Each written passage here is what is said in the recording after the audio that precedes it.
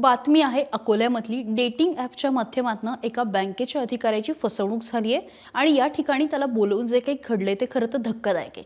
संपूर्ण घटना सांगणारे व्हिडिओ शेवटपर्यंत बघा।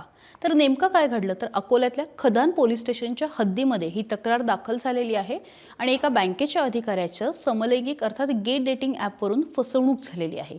आता या तक्रारीमध्ये त्यांनी म्हटलंय की समलैंगिक डेटिंग ॲपवरून एका व्यक्तीने त्याच्याशी संपर्क साधला, पुढे दोघांमध्ये चांगली मैत्री झाली, बोलणं सुरू झालं आणि 14 जूनला त्यांचं भेटायचं ठरलं।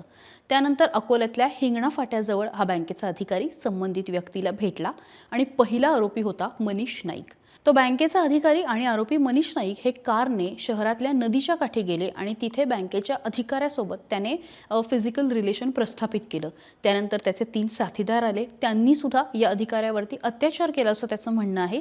इतकंच नाही तर या चौघांनी मिळून मोबाईलमध्ये या सगळ्या प्रकारचं चित्रीकरण केलं आणि त्यावरून त्या अधिकाऱ्याला ब्लॅकमेल करायला सुरुवात केली। पहिल्या टप्प्यामध्ये त्याच्याकडून 30,000 रुपयांपेक्षा जास्त पैसे घेतले, ते पैसे संपवले। त्यानंतर पुन्हा एकदा त्यांची भूक जागी झाली आणि परत त्यांनी त्या अधिकाऱ्याला ब्लॅकमेल करायला सुरुवात केली। यावेळी 79,300 रुपये त्याच्याकडनं घेतले अशी माहिती सुद्धा त्याने पोलिसांना दिलेली आहे। या सगळ्या प्रकारावरती खदान पोलीस स्टेशनचे पोलीस निरीक्षक मनोज केदार यांनी सुद्धा प्रतिक्रिया दिलेली आहे। या आरोपींना पकडण्यासाठी एक सापळा रचण्यात आला आणि कारण पोलिसांकडे त्या आरोपीचा फक्त मोबाईल नंबर होता, ना कुठले ठोस पुरावे होते ना त्याचे फोटो होते आणि ज्या अधिकाऱ्याशी ते बोलत होते किंवा ज्याला त्यांनी ब्लॅकमेल केलं होतं, ज्याच्यावरती अत्याचार केला होता, त्याच्याकडे त्यांची कुठलीही माहिती नव्हती। त्यामुळे पुन्हा एकदा त्या अधिकाऱ्याला त्या तरुणांशी बोलायला सांगितलं आणि भेटायला बोलवण्यात आलं। त्यानंतर मनीष नाईक हा आरोपी तिथे आला आणि मग तो आल्यानंतर पोलिसांनी सापळा रचून त्याला अटक केली।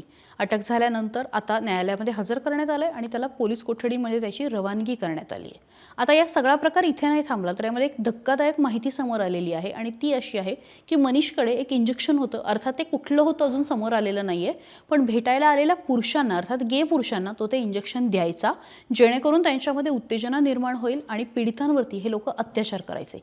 आतापर्यंत या चौघांनी गे डेटिंग ॲपच्या माध्यमातून किती लोकांची फसवणूक केली आहे हे समोर आलेलं नाही। पोलिसांचा तपास सुरू आहे, मात्र हे सगळं इतकं नाजूक आहे आणि इतकं पर्सनल आहे, त्यामुळे किती जण आता पुढे येतात, पीडित समोर येतात का, हा सुद्धा मुद्दा आहे।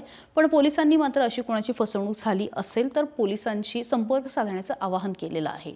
या सगळ्याबाबत काय वाटते कमेंट बॉक्समध्ये व्यक्त व्हा। सकाळला लाईक, शेअर, सबस्क्राईब करायला विसरू नका।